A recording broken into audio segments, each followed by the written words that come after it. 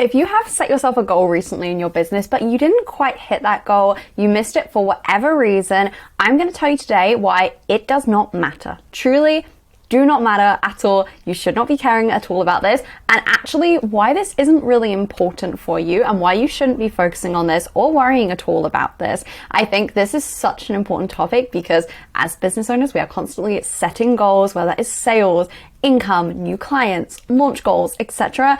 And also, there's always times when we're not going to hit those goals. There's always going to be some goal that we didn't quite hit, we didn't quite reach.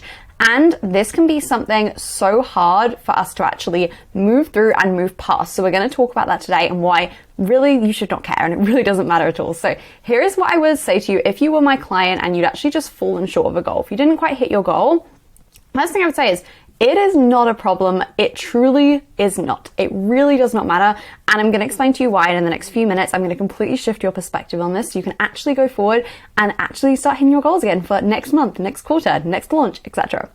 So I think the really important thing firstly to talk about is when we actually don't hit a goal, when we miss a goal slightly, we tend to always create a problem from this. And this is where this is such an important conversation to have because we actually make this a problem. The fact that we set a 5K goal in April and we didn't quite hit it, for example, we'll create a problem from this when actually there isn't really a problem at all. We're really just making this mean something. We're taking the information that we have and we're just placing some meaning, some story, some belief behind this, which is then what creates a problem and perpetuates this into the following months, into the following launch, holds you back from properly selling again because you're worried to do it, etc. And it's so important to actually just squash that straight away so we can actually go into next month with a clean slate, essentially, not having any of these icky feelings because we didn't hit a goal. And it's so important to realize that actually not hitting numbers for a specific month. So if you said, I want to hit 5K in April and you didn't hit it, is it actually a problem? It really isn't a problem in itself. You have a whole new month right around the corner. Does it really matter that you didn't hit your April goals? Not really that much. But the problem starts with when we're actually making this mean something, when you're making it mean that, okay, I didn't sell out my one-to-one spots. That means no one wants to buy my work. That means that I'm missing something. That means that this offer's really bad and no one wants to buy it. Whatever the story is that your brain is inputting there, that's when it really becomes a problem. And we feel like we need to, go back to the drawing board. We feel like we need to, I need to redo the offer clearly because obviously no one was interested. And that's the conclusion which my brain is drawing because I didn't sell out all the spots, for example. That's when it then becomes a problem and really starts to hold us back because we're then making decisions and it's impacting our actions based on just the stories and beliefs that our mind is creating on what actually did happen. If a client of mine ever falls short of a goal, the first thing we will do is really focus on what they are thinking and realizing that this is just a short-term target you have set. It is not a big deal. This is 1 month. This is one launch. This is 1 quarter. This is even just 1 year if it's a yearly goal that you set. And the first thing to do to make this just feel less big for yourself is actually just step away, zoom out in this and realize that this is just a tiny drop in your entire business. If you're planning to be here in 5 years' time, which you probably are, if you want a business that's still here in 10 years' time, does it matter that in June 2023, you didn't hit your launch goal? Are you really going to care in 5 years' time, in 10 years' time? Probably not. It's really not going to matter at all. And the only reason this would ever be a problem is if we're actually carrying this with us into the next launch, into the next month, into the next year, because that then will completely shift the actions you're taking, how you're showing up, how fully you are selling that offer, how much you are launching that offer, etc. because of all the feelings you have around the last time you did this, last time you set a goal around this. So actually just taking some time to just kind of process those feelings that are coming up and just focus on clearing that energy is so important because then you can approach the next month, the next launch, and you get to just go again. You get to realize that, didn't hit my goal in April, that's completely fine. We have May now, we can approach this with a clean slate and we can just go again. We just get to go again with this essentially.